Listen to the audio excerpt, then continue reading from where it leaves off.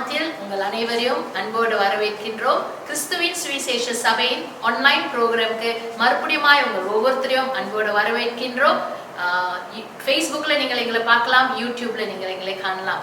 Okay, ஒரு சில அறிவிப்புகளை இந்த வேலையில கொடுக்க போகிறேன், கவனமாய் கேட்டுக்கொள்ளுங்கள். வருகிற திங்கட்கிழமை மஞ்சோங் பாஸ்டர்ஸ் ஃபெலோஷிப் 6:30 மணிக்கு ஆன்லைன் ஜெபம் நடைபெறும். அதில் நீங்கள் ஒவ்வொருத்தரும் கலந்து கொள்ளுமாறு ஒவ்வொருத்தரையும் அன்போடு அழைக்கிறோம். இரண்டாவது செவ்வாய்க்கிழமை பெண்கள் வாட்ஸ்அப் ஜெபம் நடைபெறும். நீங்கள் அதிலும் கலந்து கொள்ளுங்கள்.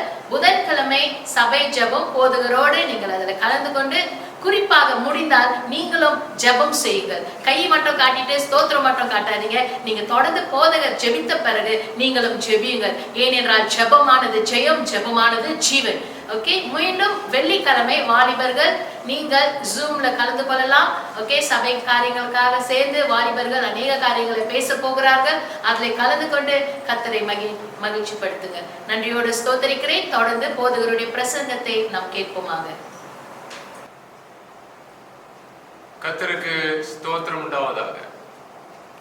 அல்லேலூயா செலுத்துகிறோம். மறுபடியுமாக இந்த மே மாதத்திலே கடைசி வாரத்துக்கு வந்திருக்கிறோம். இந்த கடைசி வாரமானது கடந்த வாரத்தில் நான் உங்களிடத்தில் சொன்னேன், இது பெந்தேகோஸ்து தினமாக இருக்கிறது என்று. ஆகையால் நம் அனைவரும் இந்த செய்தியை கேட்கும் பொழுது கூட நமக்குள்ளாக ஒரு ஏவுதல் வேண்டும், ஒரு உற்சாகம் வேண்டும். என்ன ஏவுதல், என்ன உற்சாகம் என்று சொன்னால், அதனால் நடந்த அற்புதங்கள் மீண்டுமாக நடைபெற வேண்டும். ஏனென்று சொன்னால், ஒவ்வொரு காரியம் நடைபெறும் பொழுது கர்த்தர் அந்த காரியத்தை இஸ்ரவேல் ஜனங்களுக்கு சொன்னார், உன்னுடைய பிள்ளைகளுக்கு இதை தெரிவித்துக் கொள்ள என்று சொல்லி. அதே போல இன்றைக்கு நம்முடைய வாழ்க்கையில கர்த்தர் செய்ய போற காரியங்களை அடுத்த தலைமுறைக்கு தெரியப்படுத்த வேண்டும். கண்களை மூடி நாம் செபிப்போமாக. அன்பின் தகப்பனே, உமக்கு நாங்கள் நன்றியும் ஸ்தோத்திரத்தை எடுக்கிறோம். இது ஒரு விசேஷித்த நாளா இருக்கிறது ஆண்டவரே. ஆண்டவரே, நாங்கள் உம்மை முகமுகமாக நேரடியாக காணாவிட்டாலும் வேத வசனத்து நிமித்தமாக காண்கிறோம், உம்முடைய ஆவியின் வரங்கள் நிமித்தமாக காண்கிறோம், உம்முடைய கிரியைகள் நிமித்தமாக காண்கிறோம். பெந்தேகோஸ்து தினத்தில் ஆண்டவரே சடுதியாக ஒரு காற்று அடித்தது, அக்கினிமயமான நாவுகள் அவர்கள் மேல் இறங்கினது. ஆண்டவரே, இது தேவனுடைய செயல் என்று ஜனங்கள் உணர்ந்தார்கள். இன்றைக்கும் ஜனங்கள் அறியும்படி செபிக்கிறோம். நீர் உலாவுகிற தேவன், நீர் அசைவாடுகிற தேவன் என்று அறியும்படி நாங்கள் செபிக்கிறோம். இந்த காலவெளியிலும் கர்த்தாவே, இந்த செய்தியை கேட்கிற ஒவ்வொரு பிள்ளைகள் மேலும் ஆண்டவரே நீர் இறங்கும்படி செபிக்கிறோம். அவர்களுக்குள்ளாக ஒரு எழுப்புதலை உண்டாக்கும், ஒரு உற்சாகத்தை உண்டாக்கும். கர்த்தர் ஒவ்வொருத்தரையும் ஆசீர்வதிப்பீராக. இயேசு கிறிஸ்துவின் நாமத்திலே ஜெபிக்கிறோம் நல்ல பிதாவே, ஆமென். அல்லேலூயா. இந்த காலகட்டத்தில் நாம் பார்த்து கொண்டு இருக்கிறோம், கொரோனா வைரஸை பார்த்து ஜனங்கள் எனக்கு என்ன சொல்றாங்க சொன்னா, பேண்டமிக் அப்படி சொல்கிறார்கள். ஆங்கிலத்துல பல விதத்துல இந்த நோய்களை சொல்கிறார்கள். எபிடெமிக் என்று சொல்கிறார்கள், பெண்டமிக் என்று சொல்கிறார்கள், எண்டமிக் என்று சொல்கிறார்கள், பிறகு அவுட் பிரேக் என்று சொல்கிறார்கள். சரி, நான் எல்லாவற்றையும் உங்களிடத்தில் சொல்லவில்லை. ஆனால் எபிடமிக் என்ன, பெண்டமிக் என்னன்னு சொல்லிவிட்ட பிறகு செய்திக்க ஆரம்பிக்கிறேன். எபிடமிக் என்று சொல்லும் பொழுது ஆங்கிலத்தில் எப்படி சொல்லப்படுகிறது, is a disease that affects a large number of people within a community, population or region. அப்படின்னு சொன்னால் ஒரு குறிப்பிட்ட இடத்துல தான் இந்த வியாதி பரவி கொண்டிருக்குமாம், அல்லது ஒரு குறிப்பிட்ட சமுதாயத்தின் மத்தியில ஒரு ஜனங்கள் மத்தியிலேயே அது இருக்குது என்று சொல்கிறார்கள். அதற்கு எபிடமிக் என்று சொல்கிறார்கள். எபி என்று சொன்னால் சென்டர், அப்ப அந்த சென்டர்ல தான் இருக்கும் பாருங்க. ஆனால் பெண்டமிக் என்று சொல்லும் பொழுது தேசம் விட்டு தேசம் பாய்கிறது, கண்டம் விட்டு கண்டம் பாய்கிறது. இதான் பெண்டமிக். அப்ப நம்ம பார்க்கும் பொழுது இந்த கொரோனா வைரஸ் கண்டம் விட்டு கண்டம் பாய்கிறது என்று பார்க்கிறோம். ஆதியிலே சைனா தேசத்தில் இருந்தது, அதுக்கு பிறகு அதிகமாக இத்தாலி தேசம், ஸ்பெயின் தேசம், ஐரோப்பிய நாடுகள், மலேசியா அந்த பகுதியில், சிங்கப்பூர் பகுதி போனது. ஆனால் கடைசியில் பார்க்கும் பொழுது யுஎஸ்க்கு போகும் பொழுது பயங்கரமா போய்கொண்டு இருக்கிறது என்று பார்க்கிறோம். ஸ்தோத்திரமாக இது பெண்டமிக் என்று சொல்கிறார்கள். நான் ஏன் இந்த வார்த்தையை பயன்படுத்திக் கொண்டு வருகிறேன் சொன்னால், இன்றைக்கு பெந்தைக்கோஸ்து தினமா இருக்கிறபடியால் எழுப்புதலானது எபிடெமிக்கா இருக்கக்கூடாது, ஒரு இடத்துல மாத்திரம் இருக்கக்கூடாது. அது எங்கிருந்து ஆரம்பிக்குதோ, எப்படி இந்த வியாதி பரவுனதோ, அதே போல இந்த வல்லமை அகில உலகத்துக்கும் பரவ வேண்டும். அல்லேலூயா. ஆகையால் இந்த எழுப்புதல் எப்படி வந்தது என்று சொல்லி நம்ம ஆரம்பத்தில் பார்க்கும் பொழுது, இயேசு கிறிஸ்து பிறக்குவதற்கு முன்பாக 400 ஆண்டுகளாக எந்த தீர்க்க தரிசனமும் வரவில்லையா? அதற்கு முன்பாக இருந்தது. ஆனால் இப்பொழுது அதாவது ஒண்ணுமில்லாமல் ஆண்டவர் பேசாமல் இருந்த ஒரு நிலைமையை பார்க்கிறோம். இப்ப அநேக சூழ்நிலையை பார்க்கிறோம். பழைய ஏற்பாட்டு காலத்திலிருந்து புதிய ஏற்பாட்டு காலத்திலிருந்து பார்க்கும் பொழுது அந்த ஜனங்களுடைய வாழ்க்கை எப்படி இருக்குன்னு சொன்னால், உலகத்தை தேடிக்கொண்டு போகிறார்கள், தேவன் மேல் அக்கறை இல்லாமல் போகிறதை பார்க்கிறோம். இப்படி அவர்கள் போய்கொண்டு இருக்கும் பொழுது ஆண்டவரால் கிரியை செய்ய முடியவில்லை. ஆனால் ஒரு கூட்ட ஜனங்கள் தேவனை தேட ஆசைப்படுகிறார்கள், பசியா இருக்கிறார்கள், தாகமா இருக்கிறார்கள். ஒரு கூட்ட ஜனமோ தேவனை பத்தி அக்கறை எடுத்துக்கொள்வதே இல்லை. ஓகே, இந்த கடைசி காலங்களில் நீங்க பார்த்தீங்கன்னு சொன்னா ஐரோப்பா நாடுகளை நீங்க பாத்தீங்கன்னா நம்ம நினைக்கிறோம் அவங்க கிறிஸ்தவர்கள், ஆனா அவங்க கிறிஸ்தவம் கிடையாது. அநேக முறை பார்த்தா கிறிஸ்துவுக்கு விரோதமாக, வேதத்துக்கு விரோதமாக, ஜெபத்துக்கு விரோதமாக செய்து கொண்டிருக்கிறார்கள். சோ அப்படி இருக்க இது ஒரு கடைசி காலமா வருகிறது என்று பார்க்கணும். இந்த கடைசி காலத்துல தேவனை தேடாமல் நோவாவின் காலத்துல எப்படி இருந்தார்களோ அதே போல போய் கொண்டிருக்கிறார்கள். அப்போ ஒரு காரியம் நடக்கும் என்று நான் விசுவாசிக்கின்றேன். ஓகே, இயேசு கிறிஸ்து மரித்த உடனே என்ன நடந்தது உங்களுக்கு தெரியுமா? இயேசு கிறிஸ்து மரித்த உடனே எல்லா சீஷர்களும் ஓடி ஒளிந்தார்கள். ஓடி ஒளிந்த பிறகு ஒரு காரியம் நடந்தது. அவர் எல்லோரும் பயத்தோடு இருந்தார்கள், தயக்கத்தோடு இருந்தார்கள். அவர்கள் எல்லாம் நம்பிக்கை இழந்தவர்களாக காணப்பட்டார்கள். அது மாத்திரமல்ல, பலன் அற்று போனார்கள். என்ன செய்வது என்று சொல்லி இருந்தார்கள். பயத்தோடு நடுக்கத்தோடு இருந்ததை பார்க்கிறோம். உண்மையில ஏன் அப்படி நடந்து சொன்னால், இயேசு கிறிஸ்து மேல அவர்களுக்கு அவ்வளவு நம்பிக்கை. அவர் குரு, இவர்களா சீஷர்களாக 5000 பேருக்கு சாப்பாடு கொடுத்தார். அற்புதம், அடையாளம் நடந்தது. ஓகே, இந்த கூட்டமானது நிச்சயமாக ஒரு பலத்த கூட்டமா இருந்துச்சு. இரட்சகர் வந்துட்டார்கள், இரட்சகர் வந்துட்டார்கள் என்று சொல்லி அவர்கள் மிகுந்த சந்தோஷம் அடைஞ்சார்கள். இரட்சகர் வந்ததனால அவர்களுக்கு வெற்றி கொடுத்திருப்பார்கள், நீதி கொடுத்திருப்பார்கள் என்று அவர்கள் நம்பிக்கையோடு இருந்தார்கள். ஆனால் இந்த நம்பிக்கை ஒரு முடிவுக்கு வந்தது. முடிவுக்கு வந்ததனால எல்லாரும் ஓடி ஒளிந்தார்கள். ஆனாலும் இயேசு கிறிஸ்து 3ஆவது நாள் உயிரோடு வந்து அந்த 12 சீஷர்களையும் அவர் என்ன செய்தார்? ஸ்திரப்படுத்தினார், பலப்படுத்தினார். பலப்படுத்திட்டு அவர் சொன்ன ஒரு காரியம் என்னவென்று சொன்னார், அப்போஸ்தலர் புத்தகத்துல 1:5 பார்ப்போம். ஆகையால் நீங்கள் எருசலேமை விட்டு போகாமல் என்னிடத்தில் கேள்விப்பட்ட பிதாவின் வாக்குத்தத்தம் நிறைவேற காத்திருங்கள் என்று கட்டளையிட்டார்.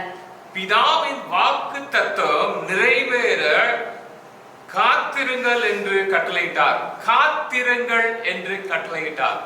அது ஒரு எழுப்புதலுக்கு முன்பாக காத்திருக்கணும். காத்திருக்கணும். எதற்காக காத்திருக்கணும்? கர்த்தருடைய பாதத்திலே காத்திருக்கணும். கர்த்தருடைய பாதத்திலே காத்திருக்கணும். ஜெபத்திலே தரித்திருக்கணும், உபவாசத்திலே தரித்திருக்கணும், வாஞ்சியோடு தேடணும். ஒரு அற்புதம் நடக்கணும், ஒரு நிச்சயத்தோட நிக்கணும், காத்திருக்கணும். அப்பொழுது ஒரு எழுப்புதல் நிச்சயமாக வரும். ஓகே, அதிகாலையில தேட வேண்டியதாக இருக்குது, வாஞ்சியோடு தேட வேண்டியதாக இருக்குது. அல்லேலூயா. ஒரு காலத்துல சித்தியாவன் பட்டணத்திலே நாம் பார்க்கிறோம், 83ஆவது ஆண்டுல ஜனங்கள் எல்லாம் அதிகாலையில சபைக்கு போயிட்டு 4:30 மணி 5 மணிக்கெல்லாம் போய் ஜெபிப்பார்கள்.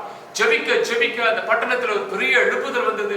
அநேக அற்புதங்கள், அடையாளங்கள் நடந்தது. கொஞ்ச காலமாக அந்த அற்புதம் காணப்பட்டது. இப்பொழுது அது மீண்டும் முடங்கி கிடக்கிறது. மறுபடியுமாக எழும்ப வேண்டுமா? எழும்ப வேண்டும் என்று சொன்னால் ஜெபத்திலே தரித்திருக்கணும். கர்த்தர் அது கட்டளையாக எடுக்கிறார். பாருங்க, அந்த வசனம் கட்டளையிட்டாராம், ஜெபிக்க சொல்லி கட்டளையிட்டு இருக்கிறார் என்று பார்க்கிறோம் 1:5. இப்ப 1:8 பார்ப்போம். இப்படி ஜெபிக்கும் பொழுது நாம் என்னத்தை பெற்றுக் கொள்ள போகிறோம்? பரிசுத்த ஆவி உங்களிடத்தில் வரும்போது நீங்கள் பலனடைந்து எருசலேமிலும் யூதேயா முழுவதிலும் சமாரியாவிலும் பூமியின் கடைசி பரியந்தமும் எனக்கு சாட்சிகளாய் இருப்பீர்கள் என்றார். எப்படி நீங்கள் காத்திருக்கும் பொழுது பலன் அடைவீர்கள். என்ன அடைவீங்க? பலன் அடைவீர்கள் சொல்றீங்க. அப்ப தேவனுக்கு சாட்சியா இருப்போம். இன்றைக்கு நம்ம சாட்சி சொல்ல தயங்குறோம். ஏன் என்று சொன்னால் பரிசுத்த ஆவியின் கிரியை இல்லை. இன்னைக்கு நம்ம சாட்சி சொல்கிறோம், ஏன்னா அற்புதம் நடக்குமா நடக்காதா என்று சந்தேகப்படுகிறோம். என்றால் பரிசுத்த ஆவியானவருடைய வல்லமை இன்னும் காணவில்லை. வேதத்துல பார்க்கிறோம், பலத்தினாலும் அல்ல பராக்கிரமத்தினாலும் அல்ல என்னுடைய ஆவியினால் ஆகும் என்று கர்த்தர் சொல்கிறதுனால ஆவியை நிரம்பி இருக்கிறது மிக முக்கியம். ஏனோ தானோ என்று சொல்லிட்டு வாரத்துல ஒரு நாள் ஆலயத்துக்கு வந்துட்டு போயிட்டு நடந்தாலும் நிச்சயமா நடக்காது. நிச்சயமாக பல மணி நேரம் நம்ம ஆண்டவர் பாதத்துல உட்கார்ந்து இருக்க வேண்டியதாக இருக்குது. ஆண்டவரிடத்துல இருந்து அவர் என்ன சொல்கிறார், அவருடைய சித்தம் என்னவென்று அறிஞ்சு கொள்ள வேண்டியதாக இருக்குது. ஆகையால் தான் நம்ம காத்திருக்கும் பொழுது பரிசுத்த ஆவியான இறங்குகிறார், பலன் அடைகிறோம் என்று சொல்கிற ஒரு வசனத்தை பார்க்கிறோம். சரி, சத்தி இதே அப்போஸ்தலர் 1:14 பார்ப்போம். அங்கே இவர்கள் எல்லோரும் ஸ்திரீகளோடும் இயேசுவின் தாயாகிய மரியாளோடும் அவருடைய சகோதரரும் கூட ஒருமனப்பட்டு ஜெபத்திலும் வேண்டுதலிலும் தரித்திருந்தார்கள். அல்லேலூயா. பாருங்க, இதுல நான் பார்க்கும் பொழுது எனக்கு இன்றைக்கு கூட ஒரு மன கவலை என்னன்னு சொன்னா, நம்ம ஜெபத்துக்கு வாங்கன்னு சொல்லும் பொழுது ஒரு சபையில ஒரு 50 பேர் ஒரு 100 பேர் இருந்தாங்க சொன்னா ஒரு 10 பேர் தான் ஜெபத்துக்கு வராங்க. அப்ப ஜெபம் அவங்களுக்கு வாழ்க்கையில முக்கியம் இல்லை. உண்மையில நான் சொல்றேன், நீங்க ஜெபம் முக்கியம் அப்படின்னு நினைச்சிட்டீங்க சொன்னா நீங்க வருவீங்க. நீங்க ஜெபம் முக்கியம்னு நினைச்சிட்டீங்கன்னா ஆண்டவர் பார்த்து உட்கார்ந்துருவீங்க, அந்த அற்புதத்தை பார்த்துருவீங்க. இன்னும் பாருங்க, 133 சங்கீதத்துல ஆண்டவர் சொல்கிறாரு, என்ன சொல்றாரு சொன்னா, அங்கே சகோதரர் ஒருமித்து வாசம் பண்ணால் அது எத்தனை நன்மை, அது எத்தனை இன்பமா இருக்கிறதா. அங்கே கர்த்தர் ஆசீர்வாதத்தை கட்டளையிடுவாராம், அங்கே கர்த்தர் ஜீவனை கட்டளையிடுவாராம். இங்க நீங்க பாத்தீங்கன்னா சகோதர சகோதரர் ஒருமித்து வந்தார்கள். யார் யார் வந்தார் நல்லா கேளுங்க, ஸ்திரீகள் வந்தார்கள். இன்றைக்கு அது ஒரு உண்மையா இருக்கு, ஒரு சத்தியமா இருக்கு. ஜெபம்னு சொன்னா அதிகமாக ஸ்திரீங்க தான் வராங்க. கொஞ்சம் வெக்கமல்ல ஆண்களுக்கு? ஆண்களை எழுந்து பிரகாசிக்கிற காலம் வந்து விட்டது. சீஷர்கள் இருந்தார்கள் அல்லவா, அவர்கள் எழுந்து பிரகாசித்தார்கள் அல்லவா. அதே போல பார்க்கிறோம், மரியாள் இயேசுவின் தாய் வந்ததை பார்க்கிறோம். அதனோடு இயேசு கிறிஸ்துவின் சகோதரர்கள் வந்ததை பார்க்கிறோம். அதில் கர்த்தருக்கு ஸ்தோத்திரம். ஆகையால் சகோதரர்கள் எல்லாம் சகோதரர் ஒருமித்து வாசம் பண்ணணும், சபை ஒன்றாக கூடணும். இந்த கோவிட் முடிந்த பிறகு நம் ஜெபம் வைப்போம். அந்த ஜெபத்துல தயவு செய்து வந்து கலந்து கொள்ளுங்கள். ஒரு எழுப்புதலுக்காக காத்திருங்கள். கர்த்தர் பின்மாறி என்று சொன்னால் ஆங்கிலத்தில் லேட்டர் ரெயின் என்று சொல்வார்கள். அது எல்லாம் மழை பெய்ஞ்ச பிறகு இன்னொரு முறை மழை பெய்யும்.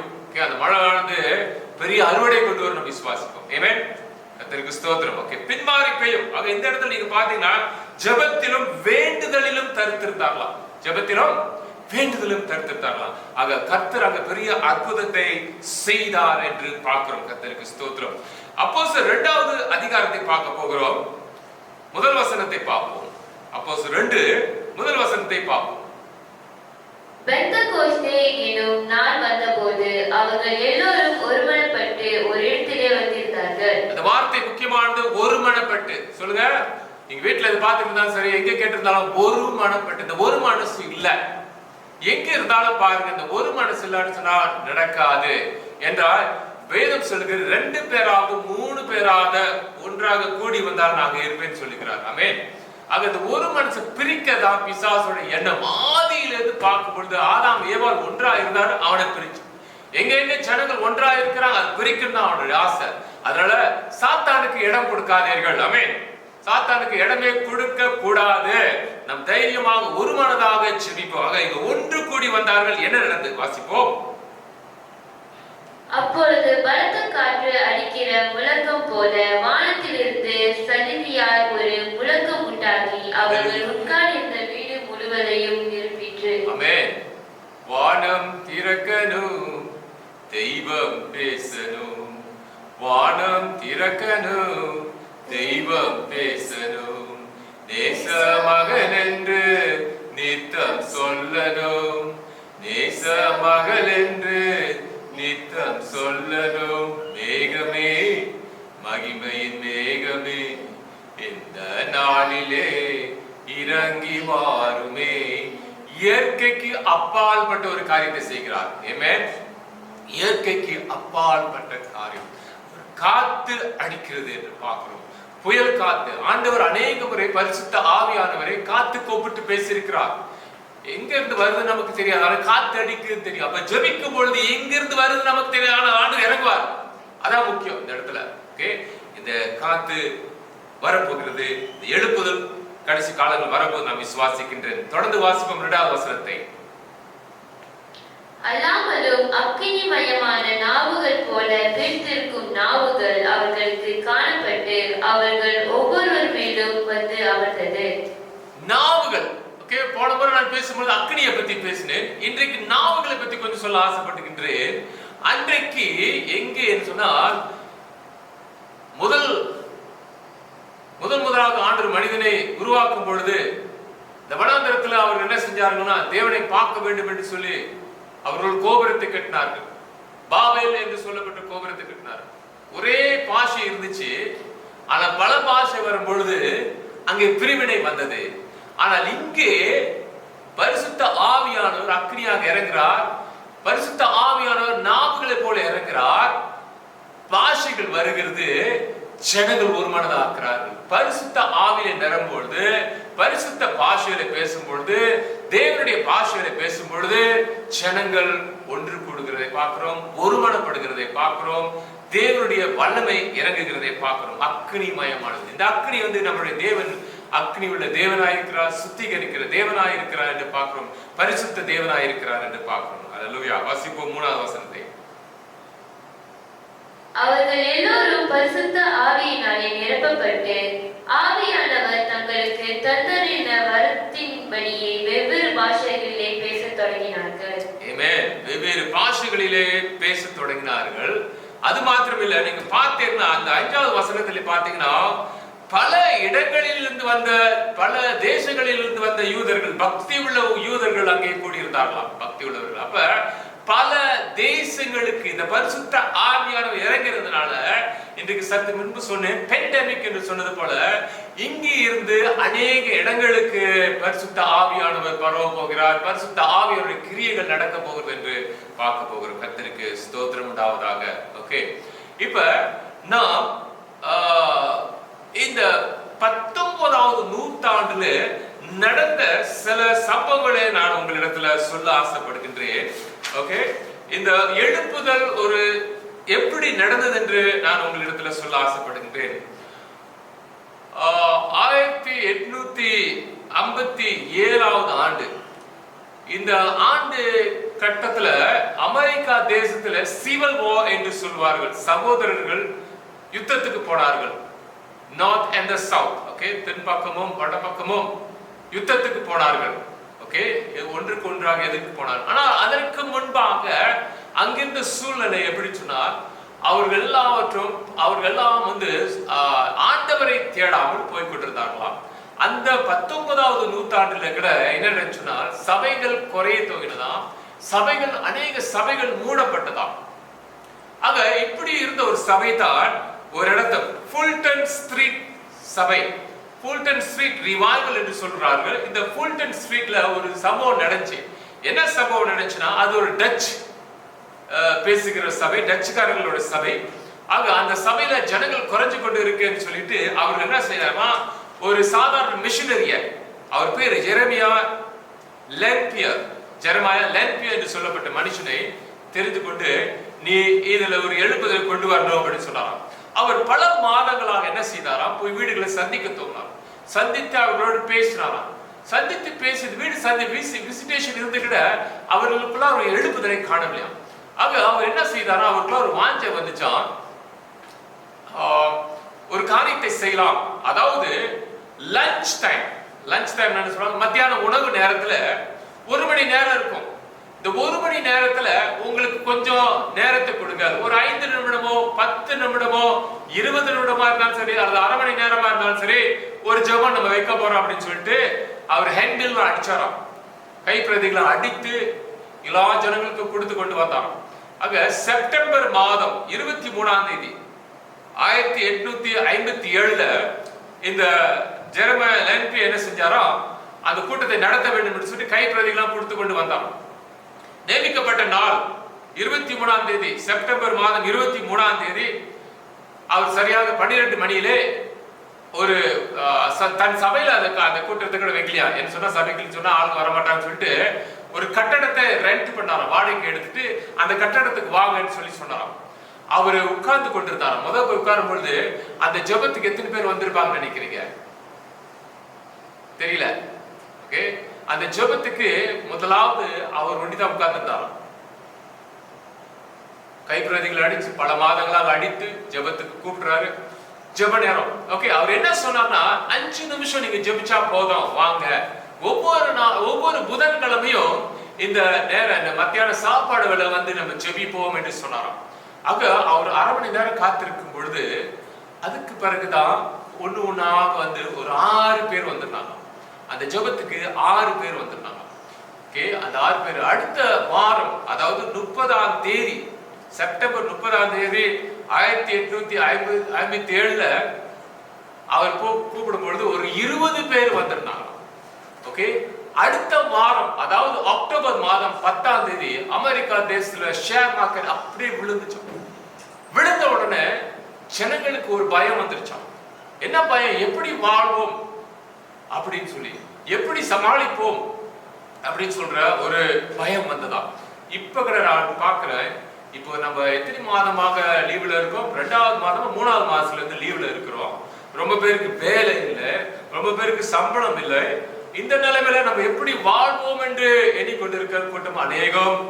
ஆண்டவரை மறந்த கூட்டமும் அநேகமா இருக்குது, ஆண்டவரை தேடுகிற கூட்டமும் அநேகமா இருக்குது. ஆகையால் இது ஒரு சரியான நேரமா இருக்குது. எப்படி அந்த 1857ஆம் ஆண்டுல நடந்ததோ அதே போல இப்பொழுது நடந்து கொண்டு இருக்கிறது என்று பார்க்கிறோம். கர்த்தருக்கு ஸ்தோத்திரம். என்ன நடந்துச்சுன்னா, ஒரு 6 மாதத்துல இந்த ஃபுல்டன் ஸ்ட்ரீட்ல நடந்த சம்பவத்தினால நியூயார்க் சிட்டி முழுவதுமாக 10,000 பேரு ஒவ்வொரு நாளும் சேர்ந்து ஜெபித்தார்களாம். 10,000 பேரு ஒவ்வொரு நாளும் சேர்ந்து ஜெபித்தார்களாம். என்னுடைய நண்பர் ஒருத்தர் இருக்காரு, அவர் பேரு ரிச்சர்ட் சிதம்பரம், அவர் பாஸ்டரா இருக்கிறாரு. அவர் என்னிடத்துல பகிர்ந்து கொண்ட ஒரு காரியம் என்னவென்று சொன்னால், இந்த மாதிரிதான் அவரை வந்து ஒரு கூட்டத்துக்கு போனாராம். என்ன செய்வாங்க, வெள்ளிக்கிழமை தோறும் கொஞ்சம் நேரம் இருக்குன்னு சொல்லிட்டு இந்த கிறிஸ்தவர்கள் கூடி ஜெபிப்பார்களாம். அதே வேளை மத்தியான உணவு கொடுப்பாங்களாம். சரி, மத்தியான உணவு போய் சாப்பிடலாம்னு சொல்லி போனவரு அன்றைக்கு போய் அங்க சுவிசேஷத்தை கேட்ட பிறகு அவருடைய மனைவி அதிகமாக மந்திரத்தினால கட்டப்பட்டிருந்ததுனால அங்கே அந்த ஊழியக்காரனை சந்தித்து அவங்க மனைவிக்கு ஒரு விடுதலை வந்தது. அவர் மாறினார். அதிகமாக பாடல் இயேசுவுக்கே மகிமை என்று சொல்ற அந்த பாடல்லாம் வெளியாக்கி இருக்கிறார். ஏன் என்று சொன்னால், ஒரு 10 நிமிஷம், ஒரு 1/2 மணி நேரம் அல்லது 1 மணி நேரம் ஜெபிக்கிற ஒரு கூட்டத்துக்கு போனதுனால. அதே போல நாம் பார்க்கிறோம், அது லஞ்ச் டைம் நடந்தது. அதே போல இந்த மனுஷன், இந்த ஜெரமியா லென்பியா என்று சொல்லப்பட்ட மனுஷன் இந்த கூட்டத்தை ஆரம்பித்ததுனால 10,000 பேரு ஜெபிக்க துவங்கினாராம். சிகாகோ என்று சொல்லப்பட்ட பட்டணத்துல ஒவ்வொரு நாளும் 2,000 பேர் சேர்ந்து ஜெபித்தார்களாம். அல்லேலூயா. லூயிஸ்வில் என்று சொல்லப்பட்ட இடத்திலும் ஆயிரக்கணக்கான ஜனங்கள் சேர்ந்து ஜெபிச்சார்களாம்.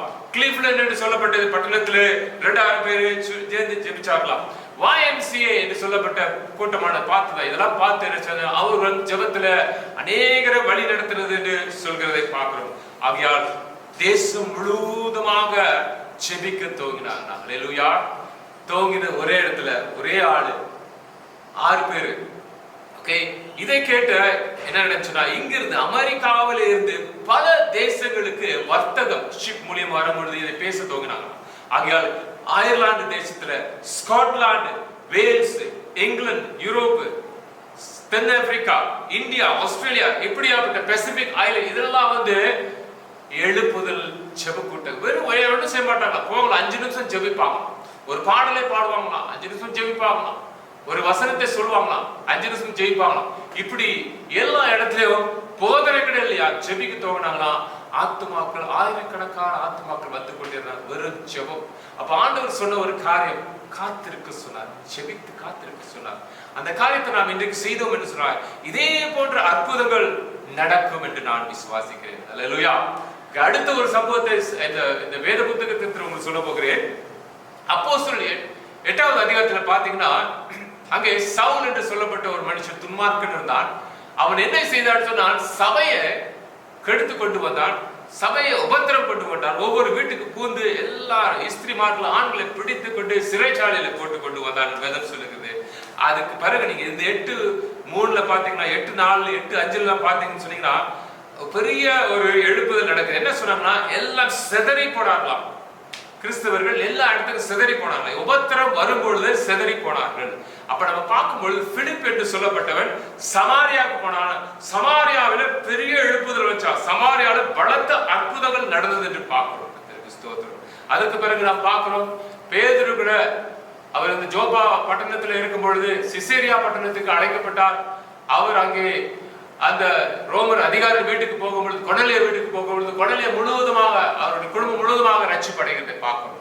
எப்பொழுது உபத்திரங்கள் வரும் பொழுது நான் நம்பிக்கை, என்னோட நம்பிக்கை என்று சொல்லுவாள், இது உபத்திர காலங்களாக இருக்கிறது. ஒரு சில நாட்களுக்கு முன்பாக ஒரு ஊழியக்காரர் மலேசியாவில் சொன்னார், அவங்க 4 மணிக்கு ஜெபித்துக் கொண்டிருக்கும் பொழுது அவர்கள் பார்த்தாங்களாம், மரங்கள் பார்த்தாங்க, ஃபிக் ட்ரீ, அத்தி மரத்தை பார்த்தாங்களாம், அத்தி மரம் செழிப்பில்லாததை பார்த்தாங்களாம், அத்தி காய் கீழே விழுந்து கிடக்கிறதை பார்த்தாங்களாம். ஓகே, என்னன்னு தெரியவில்லை. திடீரென்று சொல்லும் பொழுது இஸ்மவேலர் என்று சொல்லிப்பட்ட ஒருத்தர் வந்து, இஸ்மவேலர் என்று சொன்னால் உங்களுக்கு தெரியும் யார் என்று, அவர்கள் வந்து அந்த பழத்தையும் அந்த மரத்தையும் பச்சித்துக் கொண்டாங்களாம். அப்ப என்ன அர்த்தம் என்று சொல்லும் பொழுது அவர் என்ன சொன்னாரா, இந்த அத்தி மரமும் இந்த அத்தி பழமும் இந்த சபையை பத்தி சொல்கிறது. சபை இப்பொழுது தூங்கி கிடக்குதாம், சபை இப்பொழுது தூங்கி கொண்டு இருக்குதாம். ஆகையால் நம்ம தூங்கி கொண்டிருந்தால் சபைகள் இந்த மலேசியா தேசத்துல மூட வேண்டிய ஒரு நிலைமை வரும் என்று சொல்கிறார்கள். நம் சபைகள் மூடக்கூடாது, நம்ம விழித்திருந்து செபிக்க வேண்டும். அல்லேலூயா, விழித்திருந்து செபிக்க வேண்டியதாக இருக்கிறது. 1 பேதுரு 4:7 எடுத்து வாசிக்க போகிறோம். 1 பேதுரு 4:7 எடுத்து வாசிக்க போகிறோம். அங்கே ஆண்டவர் அப்போஸ்தலர் பேதுரு மூலமாக காரியத்தை சொல்கிறார். 1 பேதுரு 4:7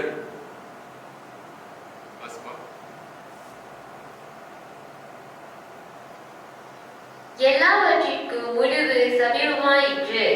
ஆகையால் தெளிந்த புத்தி உள்ளவர்களாயிருந்து ஜெபம் பண்ணுவதற்கு ஜாக்கிரதை உள்ளவர்களாயிருங்கள். ஓகே, எல்லாவற்றுக்கும் ஒரு முடிவு வருகிறதா. அங்க நம்ம பார்க்கும்போது இன்றைக்கு சூழ்நிலை இருக்கும் பொழுது இது என்ன சொல்றதுன்னா, அன்றைக்கு அவர்கள் சொன்னார் உலகம் முடிவு வரப்போகுது, இயேசு கிறிஸ்து வரப்போகிறார் சொல்லி. எல்லாவற்றுக்கும் ஒரு முடிவு வரப்போகுது, சீக்கிரமா இப்பொழுது வரப்போகிறது. ஒரு காரியத்தை இங்க சொல்லியிருக்கிறார், ஜாக்கிரதையாயிருந்து நம்ம ஜெபம் பண்ண வேண்டுமா. அல்லேலூயா, ஜெபம் பண்ணுவதற்கு ஜாக்கிரதையாக இருக்கணுமா. ஒரு எழுப்புதல் வேணுமா, ஜெபம் பண்ணுவோம். தேவன் அக்னியை ஊத்துறமா, ஜெபம் பண்ணுவோமாக. அல்லேலூயா, இப்படி நாம் ஜெபம் பண்ணால் நம்ம நிச்சயமாக ஜெயம் கொள்ள போகிறோம். அல்லேலூயா. கடைசியா ஒரு வசனத்தை வாசிப்போம். வாசித்த பிறகு நாம் ஜெபத்துக்குள்ளார போக போகிறோம். தானியேல் புத்தகத்திலே, பழைய ஏற்பாட்டிலே தானியேல் புத்தகம் 11வது அதிகாரம் 32வது வசனம். தானியேல் புத்தகத்திலே 11வது அதிகாரம் வசனம் 32. உடன்படிக்கைக்கு துரோகிகளாய் இருக்கிறவர்களை இச்சக பேச்சுகளினால் கள்ள மார்க்கத்தாராக்குவான். தங்கள் தேவனை அறிந்திருக்கிற ஜனங்கள் திறன் கொண்டு அதற்கேற்றபடி செய்வார்கள். தங்கள் தேவனை அறிந்திருக்கிற ஜனங்கள் திடன் கொண்டு அதற்கேற்றபடி செய்வார்கள். தங்கள் தேவனை அறிய வேண்டும். ஆகையால் இன்றைக்கு எத்தனை பேர் நாம் தேவனை அறிந்து கொண்டிருக்கிறோம்? எத்தனை பேர் தேவனை தேடுகிறோம்? எத்தனை பேர் தேவனுடைய பாதத்தில் உட்கார்ந்து ஆண்டவரே உடைய சித்தம் என்று சொல்கிறோம்? அல்லது உலகத்தின் காரியத்தை தேடிக்கொண்டு போகிறோமா? எச்சரிக்கையார்கள், அவருடைய வருகை நிச்சயமா சீக்கிரமா இருக்கிறது. நாம உலகத்தின் காரியங்களை, உலகத்தின் ஆசாபாசம், உலகத்தின் பொருளோ பணமோ பதவியோ அந்தஸ்து தேடிக்கொண்டிருக்காமல் தேவனை தேடுவோம். நம்ம தேவனை தேடும் பொழுது அவரை நாம் அறிந்து கொள்வோம். நம்ம அறிந்து கொள்ளப்பட்ட ஜனங்களா இருந்தால் திடம் கொள்கிறவர்களா இருக்கிறோம். ஆங்கிலத்தில் இப்படி சொல்லுகிறது, but the people that do know their God shall be strong and do exploits. Strong ன்னு சொன்னா திடம் பலன் அடைவது. ஓகே, எக்ஸ்ப்ளாய்ட்ஸ் ன்னு சொன்னா அவர்கள் இன்னும் மேற்கொண்டு போவார்களாம். எல்லா காரியத்திலும் ஜெயம் கொள்வார்களாம். அப்படியாப்பட்ட ஜெயம் வேண்டும் என்று சொன்னால் நம் தேவனை நாம் அறிந்து கொள்ள வேண்டும். அல்லேலூயா, தேவனை அறிந்து கொள்ள வேண்டும். ஆகையால் வேதம் சொல்லுகிறது, வெளிப்படுத்தின விசேஷ புத்தகத்தில் இருக்கிற 3வது அதிகாரம் வசனம் 2-3 பார்க்க போகிறோம். 3வது அதிகாரம் வெளிப்படுத்தின விசேஷம் 3:2 இதிலே பார்க்க போகிறோம். அல்லேலூயா. Revelation chapter 3 verses 2 and 3.